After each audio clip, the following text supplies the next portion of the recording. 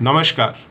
आज मैं जोड़ों के दर्द के सभी पेशेंट्स को या आर्थराइटिस के पेशेंट्स को वेबिनार के लिए इनवाइट कर रहा हूं, क्योंकि अक्सर मैंने ये देखा है कि पेशेंट के मन में काफ़ी सारे कन्फ्यूजन्स, काफ़ी दुविधाएं रहती हैं, जिसके चलते वो अपनी आर्थराइटिस को बराबर से मैनेज नहीं कर पाते।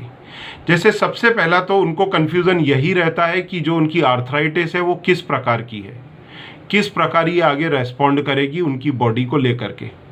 तो अगर मान लीजिए आप किसी सड़क पर जा रहे हैं और अचानक गड्ढा आ जाता है, तो पॉसिबल है कि आपका टायर उस गड्ढे के अंदर उतर जाए।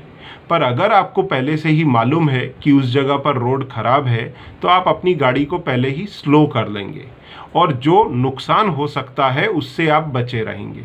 तो अगर आपको आपकी बीमारी की जानकारी है पहले से, तो पॉसिबल है कि आपको डिज़ायर्ड नुकसान आपके बॉडी में ना हो, आप अपने लाइफ को फुल्ली मोबाइल रख सकें। तो अच्छा, इसके अपार्ट भी अगर देखा जाए तो और बहुत सारे कन्फ्यूज़न होते हैं। जैसे डॉक्टर बोलते हैं कि आप अपने जोड़ों की एक्सरसाइज करें, इनकी मोबिलिटी मेंटेन रखें। दूसरे किसी बंदे ने बोल दिया कि भाई वॉकिंग से तो अच्छी कोई एक्सरसाइज ही नहीं है, तो ये भाई लगे 3 किलोमीटर 4 किलोमीटर पैदल वॉक करने। मालूम पड़ा जो रही सही कार्टिलेज थी वो भी घिस के ले आए।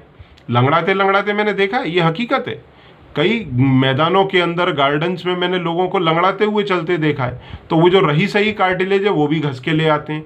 तो इसमें क्या सही उपाय है वो उनको समझना बहुत ज़्यादा ज़रूरी है। इसके अपार्ट कई और सारी चीज़ें कैसी होती हैं कि भाई उनको सिकाई करनी है, तो किस तरह की सिकाई करनी है।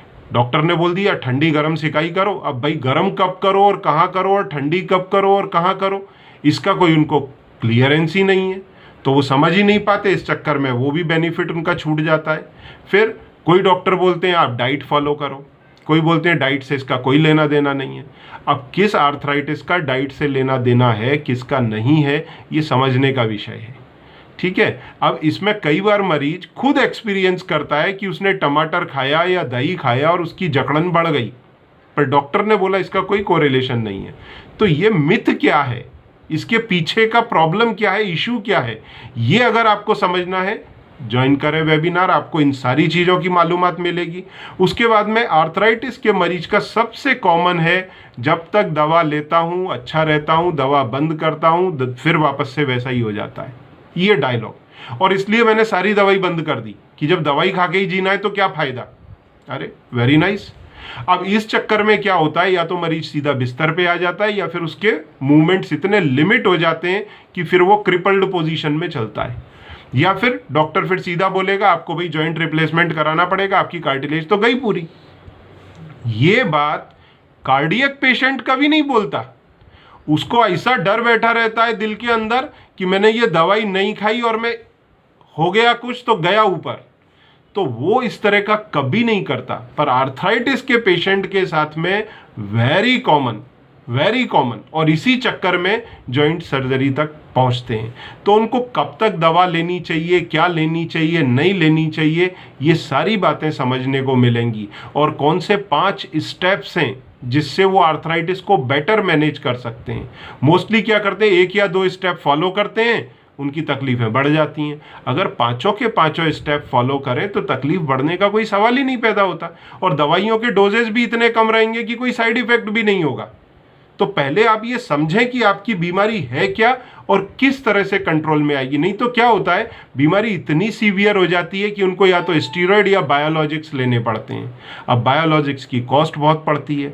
अभी एक पेशेंट ने फ़ोन किया, वो बोले कि साहब मेरे को तो हर महीने 2 महीने में बायोलॉजिक के इंजेक्शंस लेने ही पड़ते हैं, मेरे घुटने में पानी आ जाता है नहीं तो भाई वो बाकी के प्रिकॉशन नहीं ले रहे हैं, इसके लिए इतनी फ्रिक्वेंट उनकी सीवियरिटी बढ़ रही है, प्रॉब्लम की, बीमारी की सीवियरिटी। अगर वो बाकी के प्रिकॉशन लें तो उनको इतना फ्रिक्वेंट बायोलॉजिक्स या स्टीरॉइड्स नहीं लेने पड़ेंगे। इस तरह की और भी कई बातें हैं, जैसे गाउट के पेशेंट हैं, गाउट के एपिसोड कई बार रिपीट आते हैं, तो हम लाइफ में किस तरह से गाउट के एपिसोड्स को डाइट के बेस पर रोक सकते हैं कि वापस से गाउट का एपिसोड ही ना आए। या फिर गाउट की दवाई हमको लेनी कब तक है, 3 दिन, 7 दिन की 6 महीना, ये भी लोगों को नहीं पता रहता, तो आधे अधूरे के अंदर छोड़ देते हैं, फिर मालूम पड़ा 7 दिन बाद फिर दर्द चालू हो गया उनको। इस तरह की स्थिति है। या फिर जीवन शैली में क्या परिवर्तन लाएं वो नहीं पता रहता। वजन किस तरह से मैनेज करें, वजन कम रखना है, चलने दें, या फिर उसको घटाना बहुत जरूरी है, और घटाना जरूरी है तो क्यों घटाना जरूरी है ये समझना बहुत जरूरी है। पालती मार के अगर हम जमीन पे बैठते हैं तो भाई पालती मार के जमीन पे बैठना क्यों नहीं चाहिए, क्या प्रॉब्लम हो सकती है, ये तो समझ में आए। फिर उसके बाद में सबसे बड़ी प्रॉब्लम क्या, डॉक्टर पे डॉक्टर बदली करना, आज ये कल वो। भाई मेरे को एक दिन कोई ऐसा ज्ञानी मिलेगा जो अमृत पिलाएगा, तो ऐसा आपको डॉक्टर मिलेगा नहीं। जो डॉक्टर हैं फिक्स रखें, वहीं इलाज करें, पर अपनी बीमारी को अच्छी तरह से समझ लें। बीमारी को अच्छी तरह समझ लेंगे, आपको लाइफ टाइम तकलीफें नहीं होंगी। इलाज किसी से भी कराएं, पर बीमारी के कैरेक्टर को, नेचर को, कोर्स को समझ लें, प्रिकॉशन क्या लेनी है वो सारा समझ लें। तो इसके लिए वेबिनार आप अटेंड करें, आपको पूरी जानकारी मिलेगी, जिससे आप आपके इलनेस को इफेक्टिवली मैनेज कर सकते हैं, लाइफ को मोबाइल रख सकते हैं। Thank you.